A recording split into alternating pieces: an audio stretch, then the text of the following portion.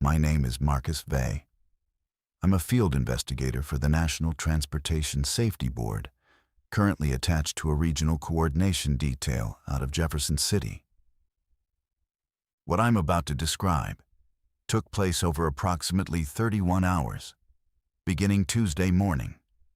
And I'm recording this because my written report was rejected twice, not for inaccuracy, but because the content, in the words of my supervisor, does not align with any existing incident classification.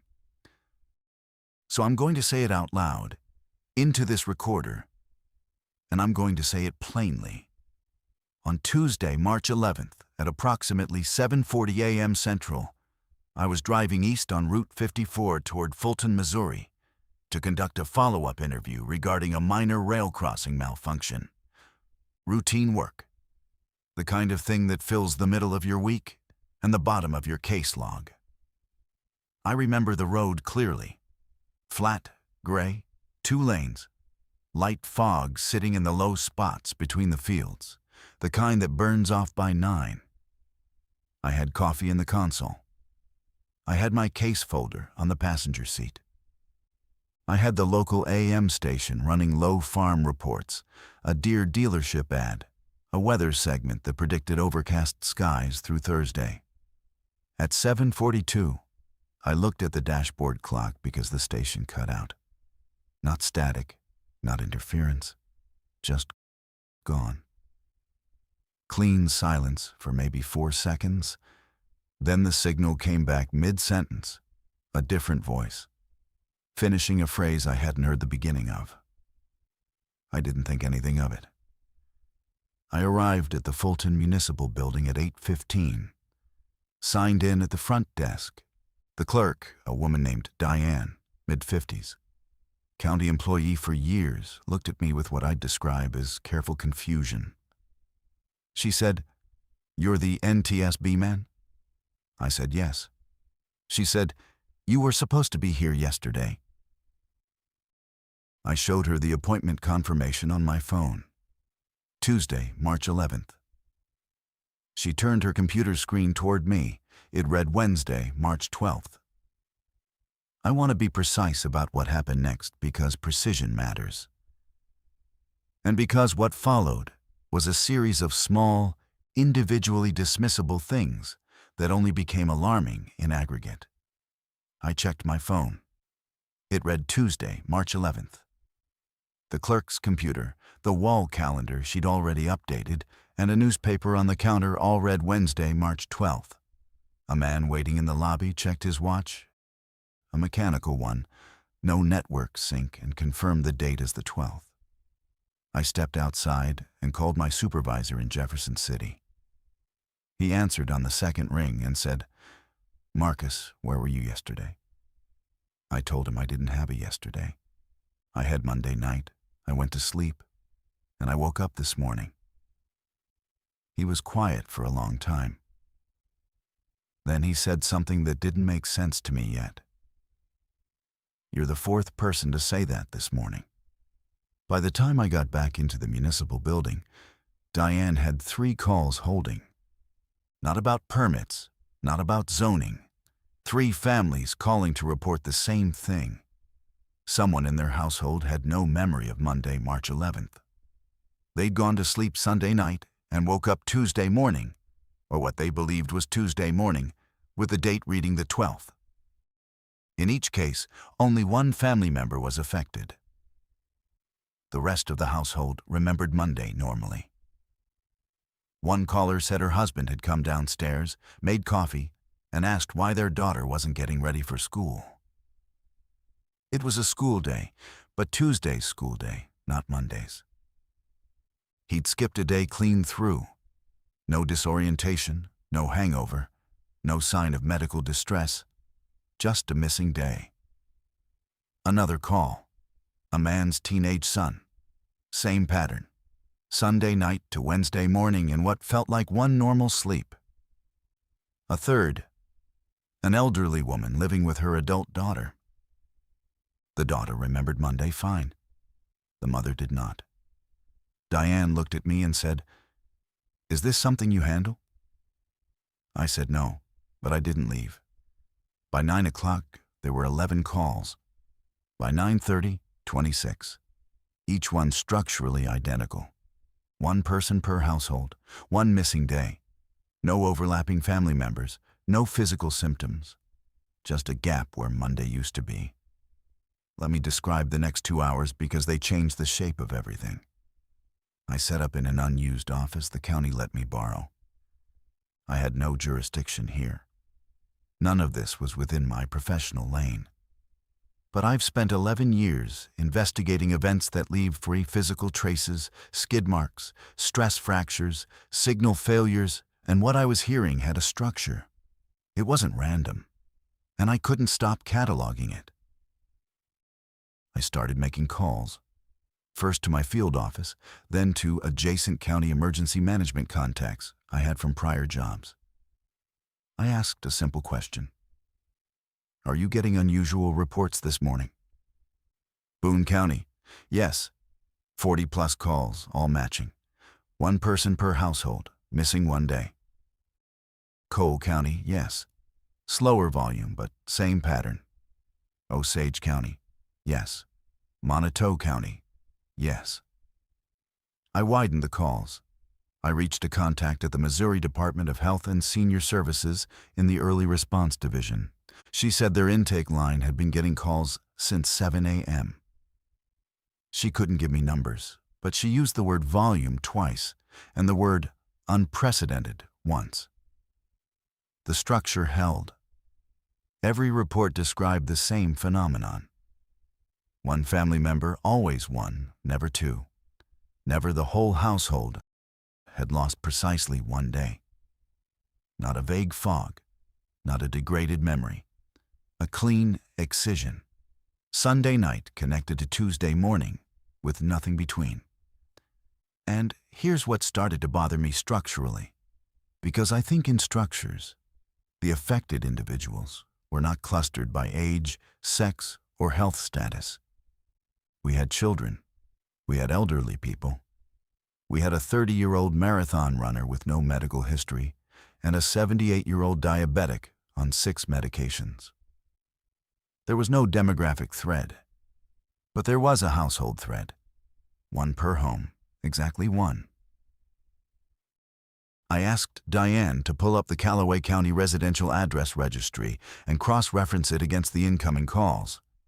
Within an hour, we had mapped 62 affected households. In every single one, the number of affected individuals was precisely 1. Households of 2, 1 affected. Households of 5, 1 affected. A group home with 11 residents, 1 affected. I asked the obvious question. Was there any household in the county reporting 0 affected members? Diane looked at the map, looked at the call log, started pulling addresses. After 40 minutes, she said something I want to quote exactly. I can't find one, Mr. Vey. Every household we've confirmed contact with has exactly 1. That's when the word every entered my thinking and didn't leave. Not some families, not a cluster near an industrial site or a water source. Every household, 1 per home, like the phenomenon had a budget or a rule. I stepped outside. The fog had burned off. The sky was overcast, just like the forecast said. Birds were moving normally. Cars passed on the road. A school bus went by, half full. The world looked ordinary. That was the most disturbing part.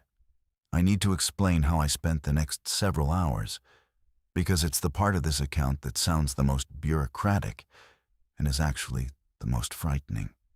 I requisitioned a laptop from the county IT closet, set up a simple intake spreadsheet, and began logging every report we could verify. Diane helped. A young county clerk named Paul started fielding the phone line. We weren't trained for this. We were trained for permits and rail crossings. But the calls kept coming. By noon, we had 143 confirmed households in Callaway County alone. I want to break down the data because the data is where the cracks showed.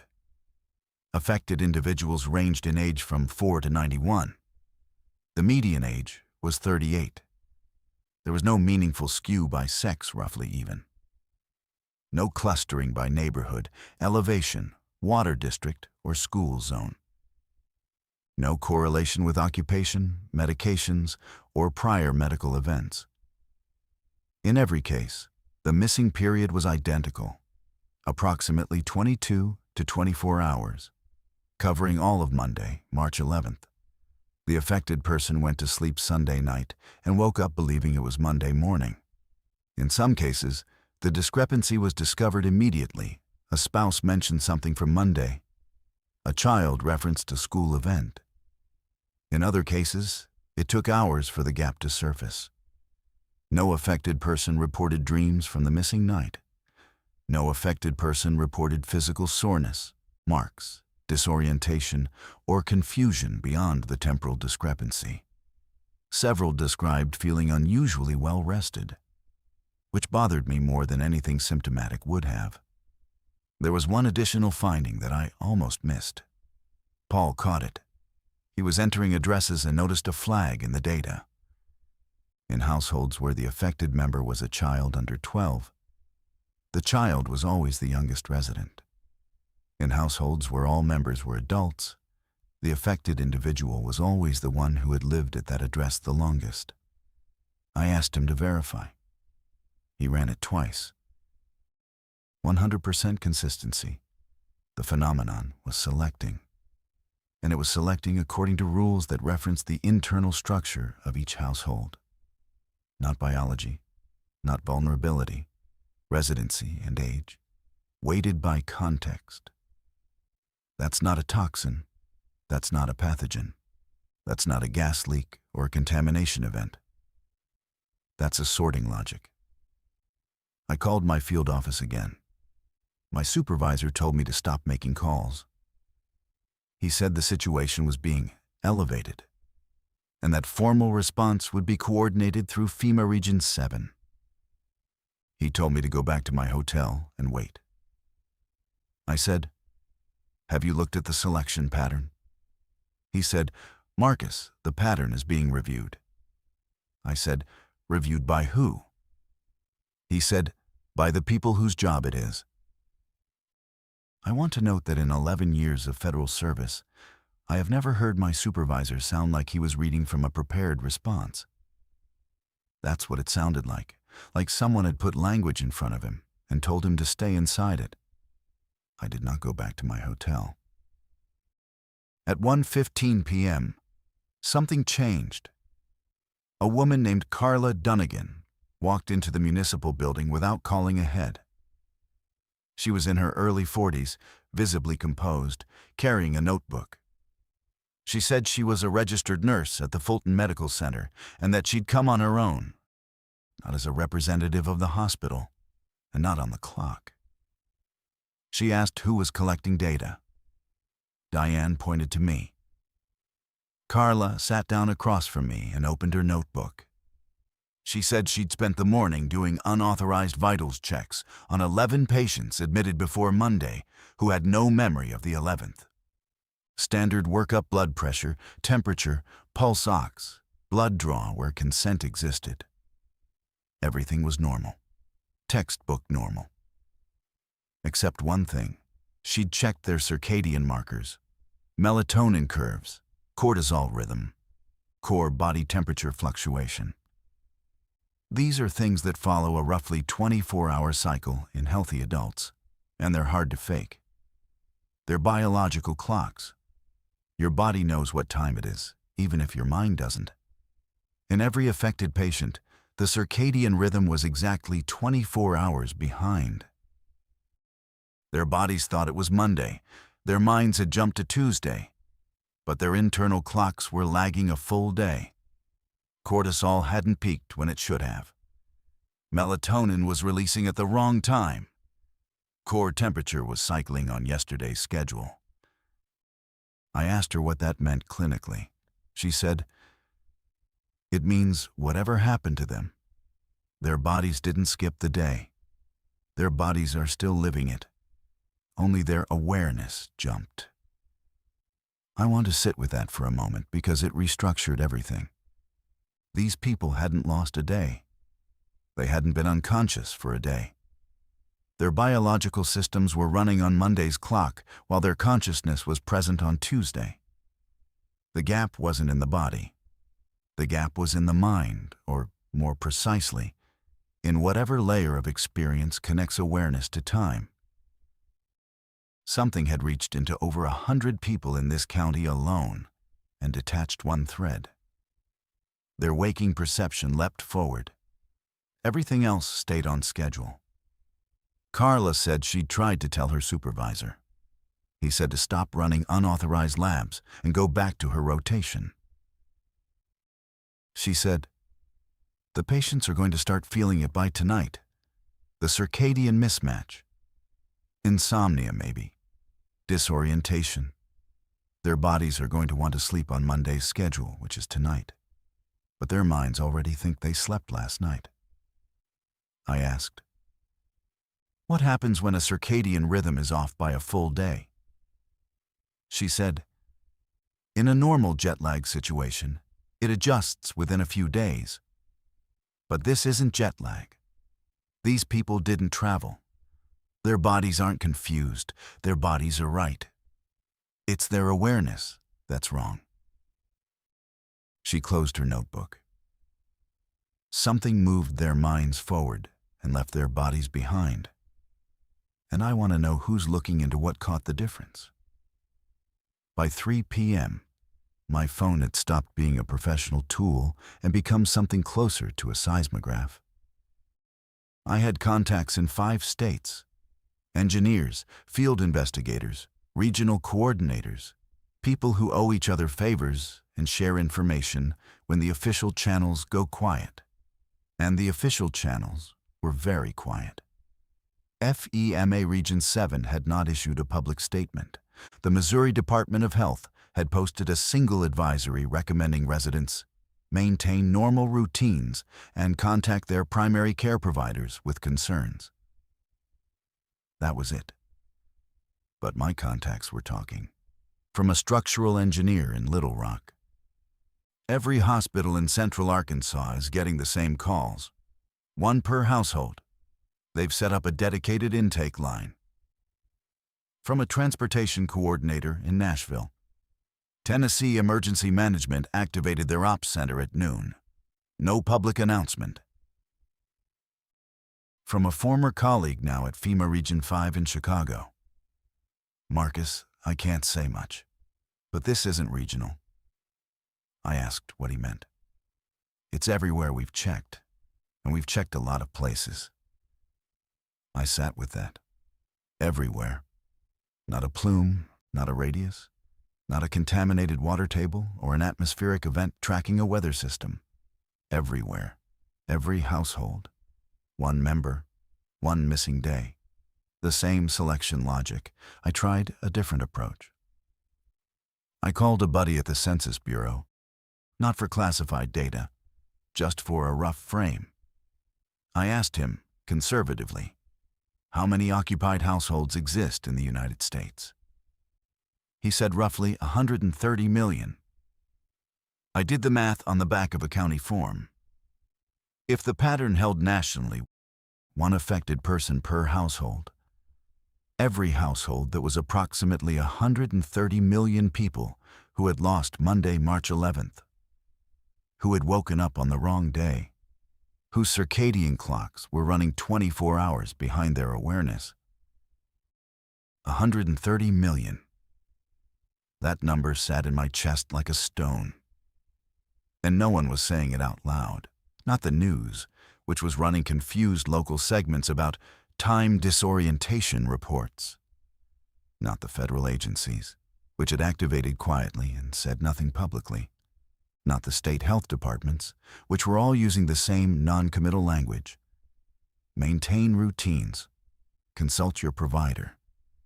130 million people had been reached into and adjusted, and the institutional response was to suggest they call their doctor. I walked outside again. Same sky, same road. The parking lot had more cars now, people coming to the municipal building because they didn't know where else to go. A man was sitting on the curb with his head in his hands. A woman was on the phone, pacing. Nobody was panicking. That was the thing. Nobody panics when they feel fine. Carla Dunnigan's prediction landed at 9:47 p.m. I'd stayed at the municipal building. Diane had gone home at 6. Paul stayed until 8, then left when his wife called it. Their youngest, a 4-year-old, was the affected member of their household, and the boy wouldn't sleep. He was wired, she said, wide awake and running laps around the living room at an hour when he was normally unconscious. I told Paul to go home. By 9, I was alone in the building with a laptop, a cold coffee, and my phone. The county had left the lights on for me. I think they were grateful someone was still collecting information, even someone with no authority to act on it. At 9:47, the Callaway County 911 Dispatch Center logged its first call from a household reporting that their affected family member could not sleep and was experiencing extreme agitation. By 10 o'clock, there were 14 more. By 10:30, the log was updating faster than I could read it. The pattern was consistent. Affected individuals, the ones missing Monday, were unable to initiate sleep. Not merely restless, unable. Their bodies were still running Monday's circadian schedule, which meant their internal clocks thought it was approximately 10 p.m. on Monday night, which was when they'd originally fallen asleep and lost the day. But their minds knew it was Tuesday night. The conflict between those two timelines was expressing itself as a kind of waking lock. The body wasn't ready for sleep, and the mind couldn't override it. Symptoms varied by individual but clustered into recognizable groups. Restlessness, elevated heart rate. A persistent feeling described by several callers as being early. A sense that the present moment hadn't arrived yet, that they were slightly ahead of where they should be. In children, it manifested as hyperactivity. In older adults, as confusion and distress.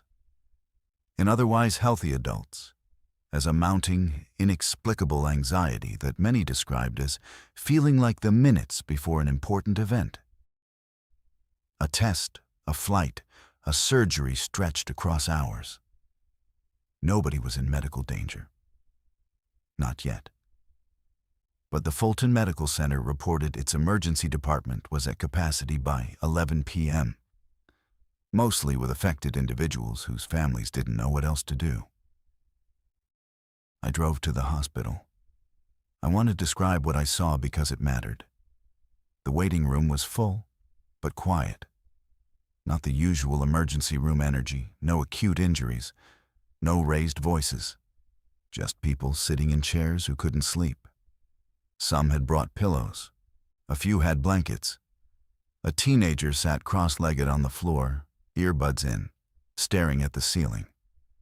An elderly man in a wheelchair was gripping the armrests rhythmically, not in pain, but as though he was keeping time with something no one else could hear. Carla was there, in scrubs. She'd come back.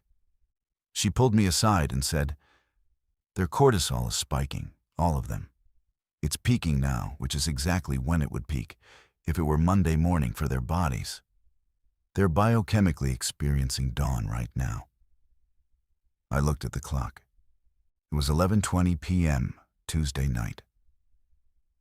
"Their bodies think the sun is coming up," she said. "What happens when their body clock catches up to real time?" "It should, in theory.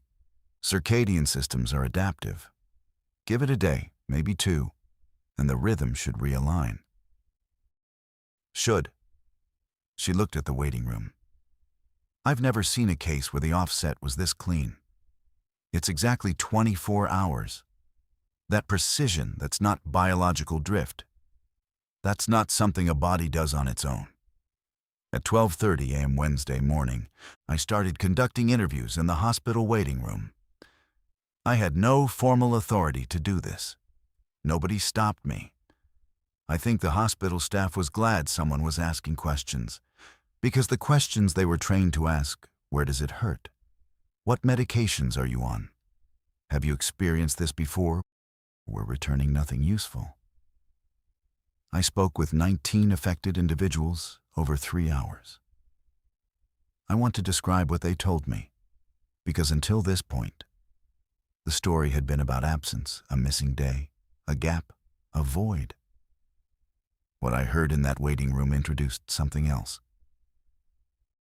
The first person I spoke with at length was a man named Dale Pruitt, 56, a retired electrician.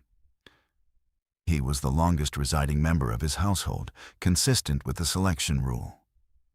He was sitting upright, alert, not distressed, but clearly unable to relax. His leg bounced constantly. I asked him to describe his experience of the missing day. He said there was nothing to describe. Sunday night, sleep. Tuesday morning, awake. No sensation of time passing. I asked if he'd dreamed. He said no. I asked if he'd felt anything unusual upon waking. He paused. Then he said, I felt like I'd been put back. I asked what he meant. Like I'd been somewhere, and then I was put back, not returned, put, like someone set me down. I noted the language and moved on. The second person, a woman named Teresa Okafor, 29, described the same gap, but added something.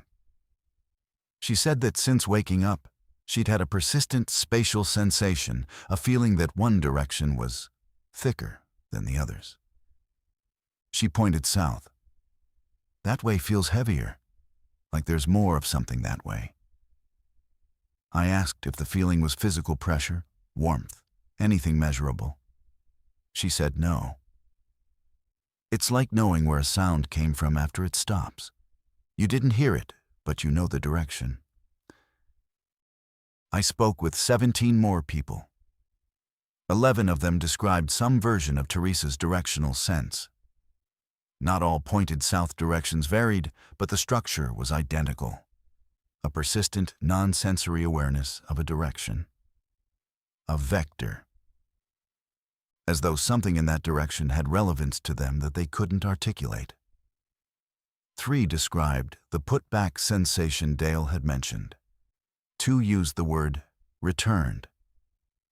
1, a 16-year-old girl, said, I think I was borrowed. Nobody described pain, visions, voices, or hallucinations. Nobody described contact with entities, beings, or intelligence. The language they used was spatial and mechanical, not spiritual or mystical. They sounded like people describing a physical process they'd undergone while unconscious, like waking from surgery, and sensing the residue of the procedure without remembering it. I documented every interview. Timestamps, direct quotes, body language notes. At 3:15 a.m., I stepped outside the hospital and stood in the parking lot. The air was cold and clean. I could see stars through gaps in the cloud cover. I want to be honest about what I felt, because I've worked federal investigations for over a decade, and I have a high threshold for alarm. I was alarmed. Not because of what the affected individuals reported. Their symptoms were strange, but non-violent, non-threatening, internally consistent. What alarmed me was the architecture of the event. The precision. 1 per household. Selection by residency duration and age. A clean 24-hour offset. No biological mechanism. No environmental trigger. No geographic boundary. This was not something that happened to people. This was something done to them. And whatever did, it operated on a scale that covered at minimum the entire continental United States, understood the internal composition of every household, and applied a rule that was consistent down to the individual. I went back inside. I had more questions. By 4 a.m., I'd become fixated on the directional phenomenon. 11 of 19 interviewees described it. That's a 58% incidence rate in a small sample. And in investigative work, you pay attention to anything above 40. I asked Carla if the hospital had a compass. She found one in a supply closet, an old orienteering compass, probably from a donated first aid kit. I went back to the waiting room and asked each affected individual who described the directional sense to point in the direction they felt the weight or thickness. 7 were still present. All 7 pointed. The directions were not uniform. They did not all point south. They did not all point the same way. But when I plotted them on a county map roughly, by hand, using the hospital as center and estimating angles, the 7 vectors did not converge on a single point. They diverged from one. Each person's directional sense pointed away from a location approximately 11 miles northwest of Fulton. I could not determine the exact spot with 7 data points and a hand-drawn map, but the general area was clear. A stretch of unremarkable farmland north of Route F, between the Oxvass Creek drainage and a state conservation area. I showed the map to Carla. She studied it. "What's out there?" she asked. "Fields," I said. "A few farmsteads. Nothing notable on any map I've seen." "They're all pointing away from the same place." "That's what it looks like." She was quiet for a moment. Then she said, "If they were taken somewhere, and they're sensing the direction they were taken from, that's where they were. I want to be careful with this." Carla's interpretation was speculative. The data was thin. 7 people pointing in roughly divergent directions from a common origin is suggestive, not conclusive. I'm trained not to build a theory on suggestive evidence. But I also couldn't ignore it. Because the alternative that 7 unrelated people in a hospital waiting room independently hallucinated a directional sense that, by coincidence, traced back to the same 11-mile radius of empty farmland, strained coincidence past its breaking point. I made a decision at 4:40 a.m. that I will stand behind. I decided to drive to that location at first light, not because I had authority, not because I had a theory I could defend, because I was an investigator in the middle of a phenomenon that had affected 130 million people, and I had a lead, a physical direction, a convergence point, and nobody else was looking. I told Carla where I was going. She gave me her phone number and said to check in every 30 minutes. I went to my car. The parking lot was full. Somewhere inside, 100 people were awake who shouldn't have been, their bodies running on a clock that said the sun was already up. The sky was completely dark. I drove northwest out of Fulton at 5:50 a.m. First light was just starting to define the horizon, a thin gray band separating the land from the sky. Everything else still deep blue and black. Route F is a 2-lane state road that cuts through rolling agricultural land. No streetlights, no guardrails, just asphalt, ditches, and fields that extend to the tree lines. I had my headlights on, and the window cracked. The air smelled like cold soil and old corn stubble. There was no traffic. I want to describe what I noticed at approximately 6:10 a.m. because I've driven rural Missouri roads for years and I know what normal looks like. The fields on either side of the road were wrong.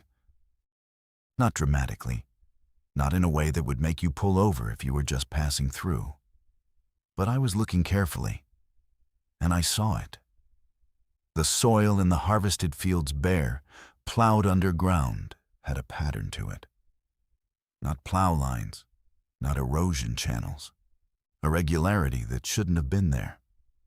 I slowed down. I turned my high beams on and looked at the field to my right. The soil was compressed in a grid.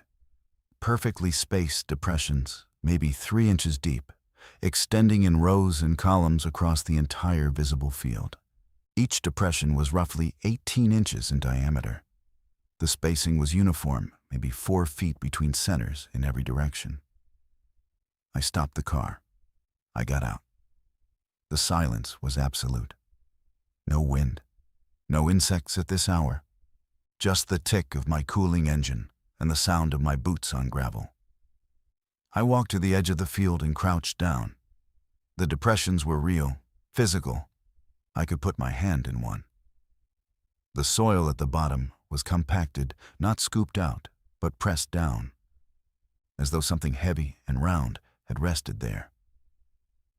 I stood up and looked across the field. In the growing light, I could see the pattern extending in every direction. Hundreds, thousands, perfectly regular, perfectly spaced, covering what I estimated to be at least 80 acres from where I stood. I walked back to the car and drove another mile. Same pattern, different field, same spacing, same depth. Another mile, same. I was inside the convergence area now, the zone the affected individual's directional senses pointed away from, and the ground was covered in a regular grid of compressions that no farming equipment could have made, because no farming equipment operates on a 4-foot isometric grid across hundreds of acres. I called Carla. It rang 4 times. "I'm here," she said. "Are you okay?" "I'm fine. I'm northwest of Fulton on Route F. I need you to listen to me."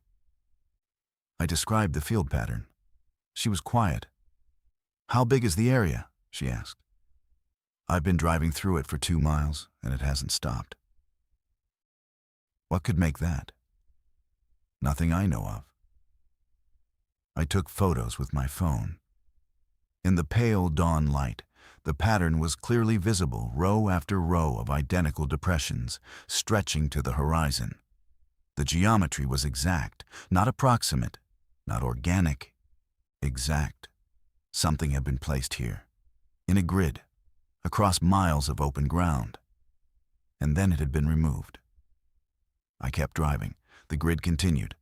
Fields on both sides of the road, everyone marked with the same pattern. I passed 2 farmsteads, both dark, no vehicles in the drives. I didn't stop. I wanted to find the center. At 6:35 a.m., I found it. The road dipped into a shallow valley where 2 drainage creeks met, and the fields opened into a broad, flat bottom, maybe 200 acres of open ground bounded by low tree lines on 3 sides. The grid pattern continued here, but at the center of the valley, it changed. The depressions stopped in a perfect circle. Inside the circle, maybe 300 feet in diameter, the ground was different. Not compressed, not marked. Smooth. Completely, unnaturally smooth. The soil looked like it had been poured and leveled. No clods, no residue. No footprints, tire tracks, or animal marks. A perfect, flat disk of earth in the middle of a grid that covered miles. I parked at the edge of the road and walked toward it. The walk took 5 minutes. I crossed rows of depressions, stepping between them. Up close, they were precise, geometrically identical. Each one a shallow bowl pressed into the clay. When I reached the edge of the circle, I stopped. The transition was sharp. Grid pattern on one side. Smooth, featureless soil on the other. A line you could trace with your foot. I stepped onto the smooth ground. It felt firm, ordinary. No vibration, no temperature change. No sensation beyond what you'd feel walking on any compacted earth. I walked to the center. I stood there. The sky was brightening. Overcast, as predicted. No wind. The silence was so total I could hear my own pulse. I looked down. The ground beneath my feet was featureless, but not empty. There was a coloration pattern in the soil, so faint I almost missed it. Darker patches, regularly spaced. arranged in concentric rings, radiating from approximately where I stood. Not on the surface, beneath it, like staining in the substrate, visible only because the flat surface and the low morning light caught the slight difference in tone. I crouched down and pressed my hand to the earth. It was cool, uniform. The darker patches weren't wet or raised. They were embedded. I took more photos. I marked the GPS coordinates on my phone. I called Carla. I'm at the center. There's a cleared area, about 300 feet across. Smooth ground, concentric markings in the soil. I can't explain any of this. Marcus, there's something happening here too. Her voice had changed, tighter. The affected patients, the ones who couldn't sleep, they started falling asleep about 20 minutes ago. All of them, at the same time. I checked my watch. It was 6:52 a.m. Wednesday. They're circadian clocks, I said. It's been 24 hours since Monday night. Their bodies think it's Monday bedtime. That's what I thought. But Marcus, they're not just sleeping. Their vitals are changing, pulse dropping, temperature dropping. Not dangerously, but uniformly. Like they're entering a deeper stage of sleep than any of them should be in after only 20 minutes. I looked at the ground beneath me. The concentric rings, the silent field, the grid extending in every direction. How many affected people are in the hospital right now? About 90. We brought in extra beds. Are all 90 asleep? A pause. I'll check. She was gone for 2 minutes. All 90. Every one. At exactly 7 a.m. Wednesday morning, I was still standing in the center of the cleared circle when my phone vibrated. Not a call. An emergency alert, the wireless emergency alert system, the same platform used for Amber Alerts and severe weather warnings. I looked at the screen. The message read, "Unusual sleep event reported nationwide. If a member of your household is currently sleeping and cannot be woken, do not attempt to wake them. Remain calm. Additional guidance forthcoming." I read it twice. Cannot be woken. I called Carla immediately. She answered and spoke before I could. We already tried. None of them respond. Sternal rub, nothing. Pressure points, nothing. They're breathing. Their hearts are beating. But they are not waking up. 130 million people. The number came back, sat in my chest again. 130 million people in 130 million households, all of whom had lost Monday and couldn't sleep Tuesday night, and were now, at this moment, falling into a sleep from which they could not be woken. Are they in danger? I asked. Not by any metric I can measure. Vitals are stable. Oxygen is fine. It's like Marcus, it's like they're on a schedule. They went to sleep when their circadian clocks said to, and now they're in deep sleep. And they're not responding to external stimuli because they're not supposed to be awake right now, according to their internal clocks. Their internal clocks say it's Monday night. Yes, which means if the pattern holds, they'll wake up when their clocks say it's Tuesday morning, which, for their bodies, would be. I finished it. Tomorrow morning, Thursday, 24 hours from now. They're going to sleep for a full day. They're going to live Monday. The sentence came out of me before I'd fully formed the thought. But once I said it, I couldn't unsee the logic. They'd been moved forward, past Monday, into Tuesday. Their bodies stayed on Monday's clock. Now their bodies were pulling them back into Monday's sleep cycle, Monday's night, and presumably Monday's morning. They were going to experience the day they'd skipped. Not consciously, not with awareness, but biologically. Their bodies were going to run through Monday's full 24-hour cycle in real time, 1 hour per hour, from Monday night through Tuesday morning. They were living the missing day in their sleep. And whatever had placed them in that grid, whatever had lifted 130 million people from their homes for 24 hours, set them down in fields in perfect rows, and returned them with their awareness shifted forward by one day, it had built this into the schedule. This was the plan. Skip, return, sleep, recover, realign. I looked down at the smooth ground and the concentric rings beneath it, and I understood that I was standing where some portion of them had been. Laid out in rows, in the dark, in the soil, for a day. I drove back to Fulton. I want to describe the drive because the world was different now, and the difference was visible. Every household with an affected member, which was every household, was now managing an unconscious person. As I passed through the outskirts of town, I could see the evidence through windows. Living room lights on at 7:30 in the morning, which is normal, but the shapes moving inside were singular. One person awake. One person moving through a house that held someone who couldn't be woken. At the hospital, the scene had shifted. The waiting room, packed with restless insomniacs 6 hours ago, was now a dormitory. Cots lined the walls, gurneys filled the hallways, and on each one, a person slept deeply, silently, unreachably. Carla met me at the entrance. She looked exhausted. "We're monitoring all of them," she said. "Vitals every 15 minutes. Everything is stable. Heart rate, respiration, blood oxygen, all within normal ranges. They're in stage 3. Deep sleep, no REM, no movement. It's like they're in a coma, except every single indicator says they're just asleep. Every indicator except the one where you can't wake them up. Yes, except that." The hospital had called in every available nurse and physician. The county had activated its emergency operations center.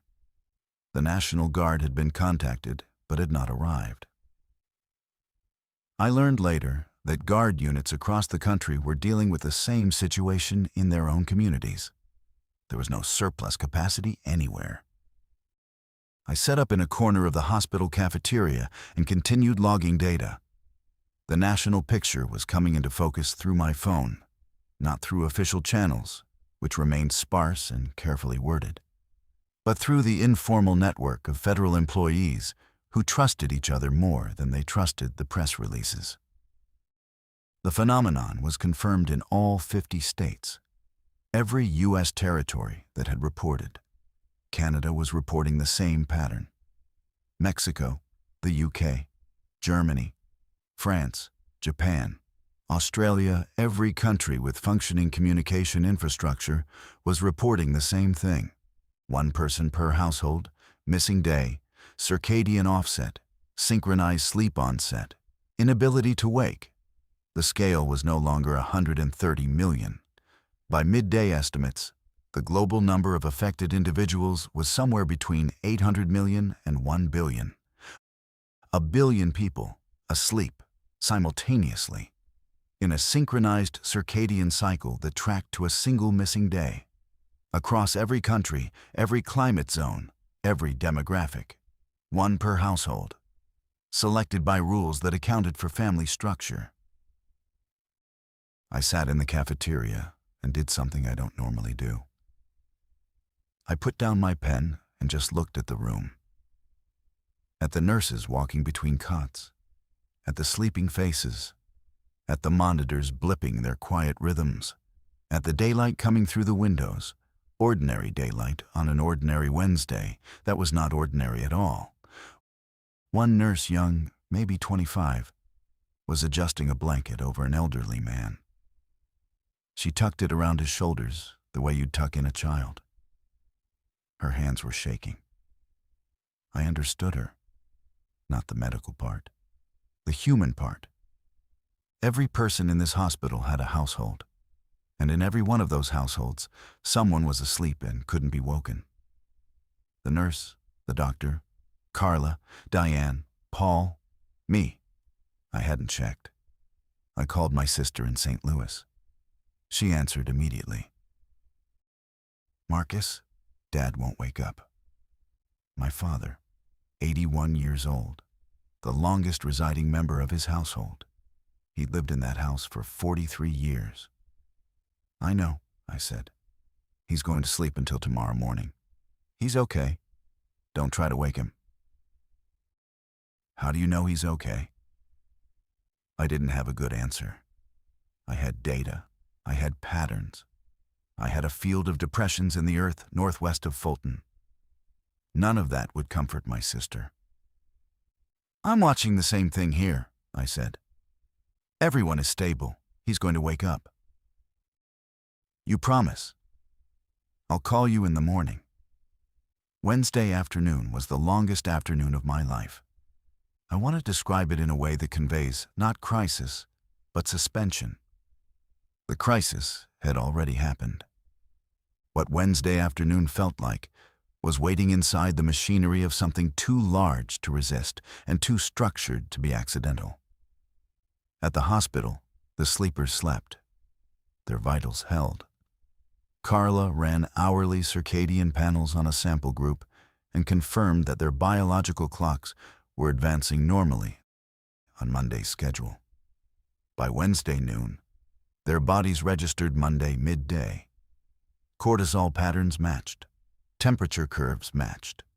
They were living a full biological day, compressed into nothing perceptible inside an impenetrable sleep. The town of Fulton did what small towns do. It organized. Volunteers from the churches set up a phone tree to check on households where the awake member was elderly or a child. The high school opened as a secondary care site for families who wanted their sleeping member monitored but couldn't get to the hospital. A retired veterinarian, the only medical professional not already committed, did rounds at the school, checking pulses and pupils with the calm demeanor of a man who'd spent 30 years keeping animals alive under improbable circumstances. I helped where I could. I carried cots. I logged names. I answered questions I didn't have answers to with the most honest version of uncertainty I could offer. The pattern suggests they'll wake tomorrow morning. I can't guarantee it, but every piece of data points that way. By mid-afternoon, the federal response had begun to materialize. A FEMA coordination team arrived in Jefferson City and set up a regional command.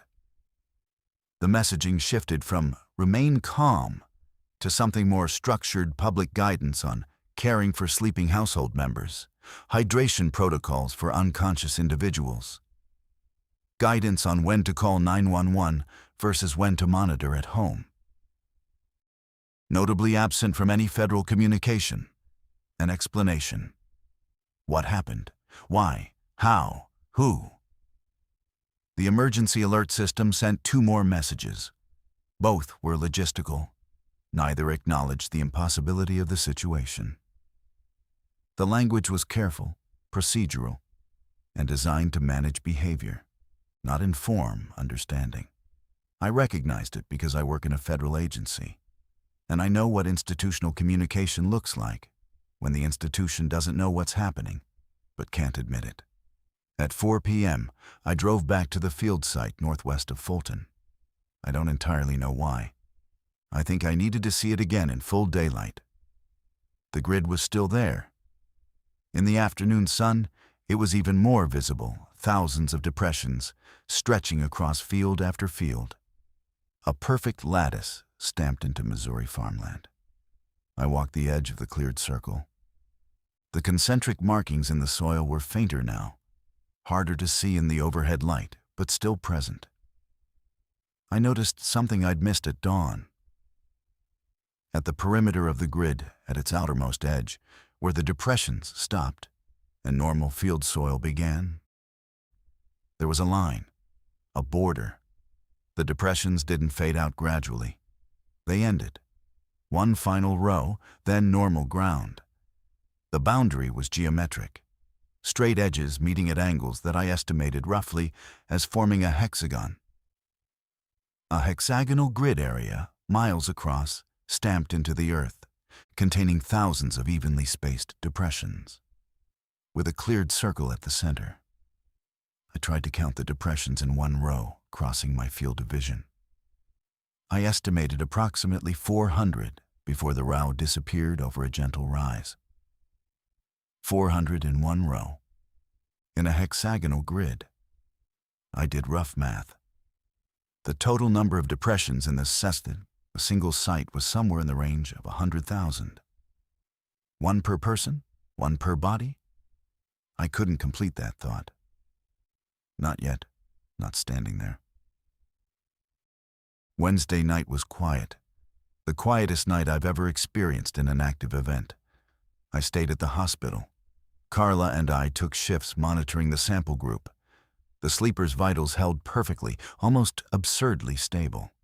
No one deteriorated. No one developed complications. No one woke up. At 10 p.m., their circadian clocks registered Monday evening. Carla documented a subtle shift. Core temperatures began their nocturnal decline. Melatonin levels rose. Their bodies were entering Monday night for the second time. But this time, they were already asleep. Sleep within sleep. A cycle within a cycle. What does that look like physiologically? I asked. Honestly, it looks healthy. They're in the deepest, most stable sleep I've ever monitored. No disturbances, no arousals.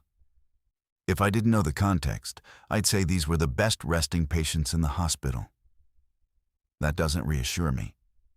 It shouldn't, but it's what the data says. I walked the hospital hallways at midnight. The fluorescent lights hummed. In every room, every cot, every gurney, a sleeper. Faces slack, chests rising and falling in slow, even rhythms. The silence was so deep, it felt physical. I thought about my father. 81, asleep in his house in St. Louis. My sister sitting beside him, watching him breathe, unable to help and unable to leave. I thought about the field, the grid, 100,000 depressions in the soil. I thought about the selection logic, one per household, the youngest child or the longest resident. Not random, not punitive, structured, chosen. And I thought about the directional sense the affected individuals had described, each one pointing away from the grid site, as though some part of them remembered where they'd been, even though their conscious minds didn't. They'd been taken, physically removed from their homes on Monday night, placed in a grid, held for a day, returned, and their awareness had been shifted forward so they wouldn't experience any of it. Except the body remembers what the mind doesn't. The body kept pointing back. I sat down in the cafeteria at 2 a.m. Thursday and wrote everything I knew into my recorder: times, measurements, names, coordinates. I didn't know who would listen. I didn't know if the institutional machinery would ever acknowledge what had happened in those fields. But I documented it, because that's what I do. I go to the site, I measure the marks, I record what happened. Even when what happened doesn't fit any classification. Even when the report gets rejected twice, especially then. At 3 a.m., Carla found me and said, "Their clocks just passed into Tuesday. If the pattern holds, they'll start surfacing in 4 to 5 hours." I nodded. "Are you going to be here when they wake up?" "Yeah, I'll be here." At 6:48 on Thursday morning, the first sleeper opened his eyes. It was a man named Gerald Potts, 67, retired machinist, who had been asleep for approximately 24 hours. He blinked. He looked at the ceiling. He turned his head, saw Carla standing beside his cot with a blood pressure cuff, and said, "What time is it?" She told him. He said, "Thursday." She said yes. He was quiet for a moment.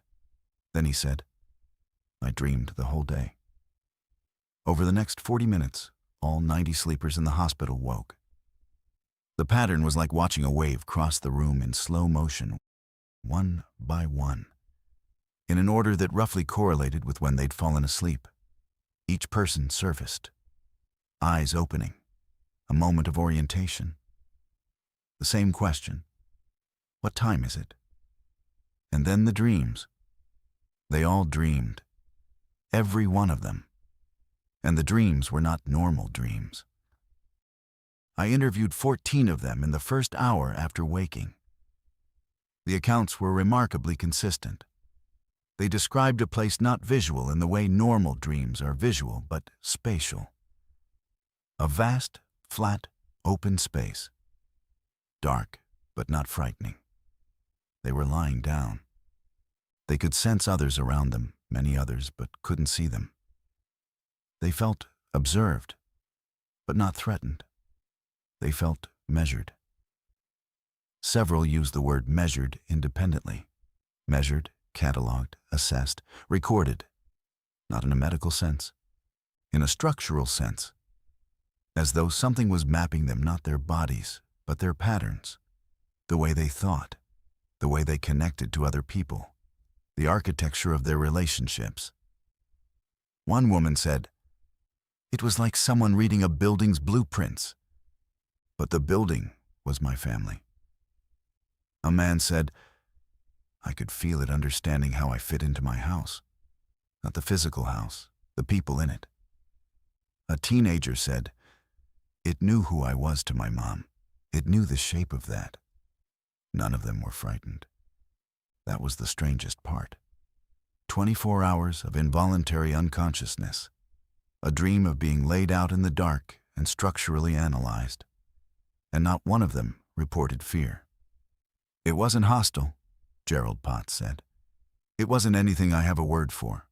It was thorough." The circadian data confirmed the realignment. By the time the sleepers woke, their biological clocks had caught up.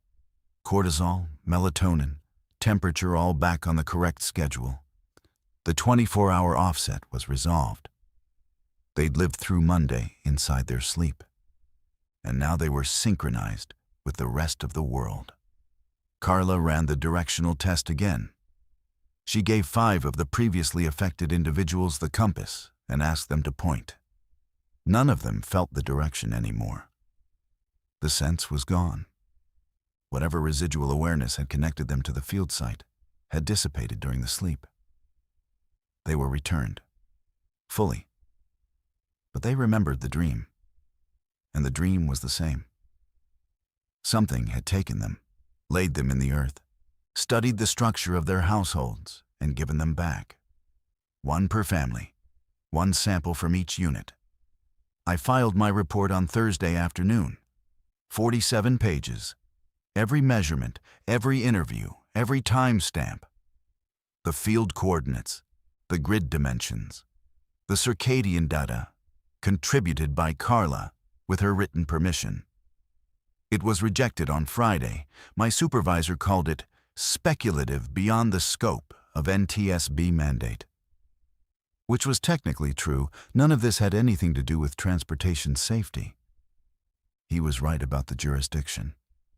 He was wrong to think jurisdiction mattered. I refiled through FEMA's incident documentation portal.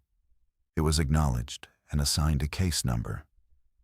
I never received a follow-up. By the following week, the grid sites were being discussed online.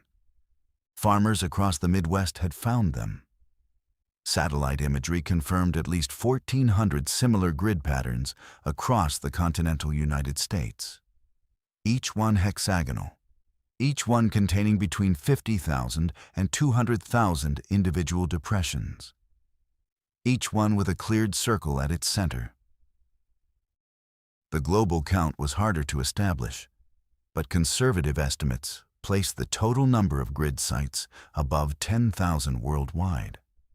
10,000 sites, each holding 100,000 impressions, roughly speaking. 1 billion sleepers, 1 billion depressions in the earth. The math worked. Federal agencies did not publicly connect the grid sites to the sleep event. The official position, to the extent one was articulated, classified the sleep event as an unexplained mass neurological episode, and the grid sites as soil anomalies under investigation. Two separate categories, two separate filing systems, no acknowledged relationship. But Carla published. She wrote a clinical summary of the circadian data and posted it to a preprint server. It was downloaded 40,000 times in the first day.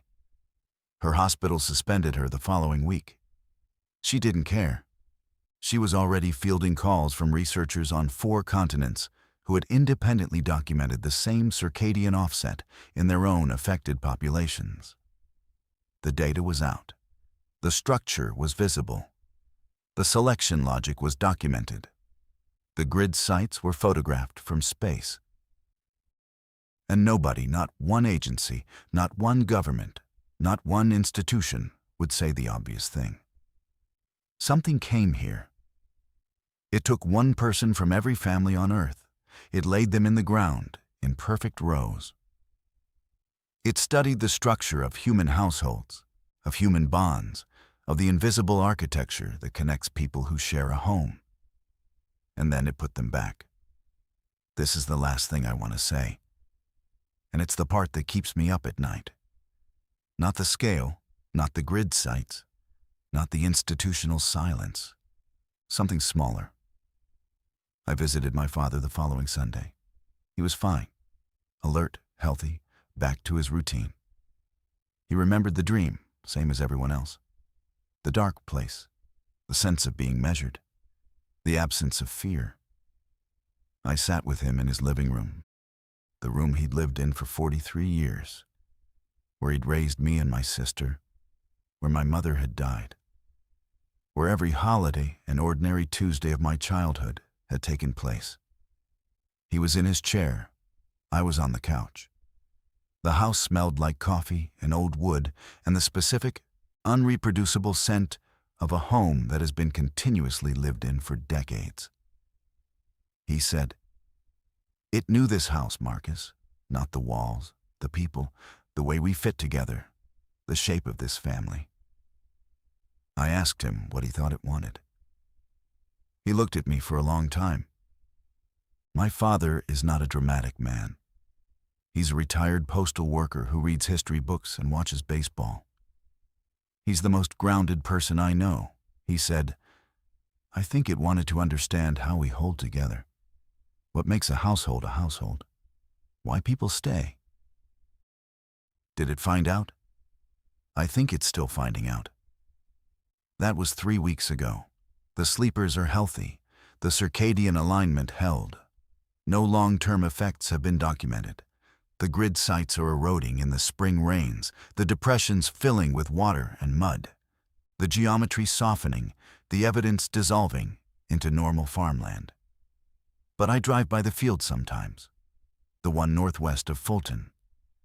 In the right light, at the right angle, you can still see the pattern. Rows, columns, a perfect patient grid. And I think about the selection logic. One per household, the youngest child or the longest resident, the person most embedded in the structure of the home, the one whose removal would be felt the most, or whose presence defined the shape of the family most completely. It took the keystones, every household's keystone. It studied them. It gave them back. My question, the one that keeps me recording this, the one that keeps me driving past that field, isn't what happened. It's whether next time it gives them back.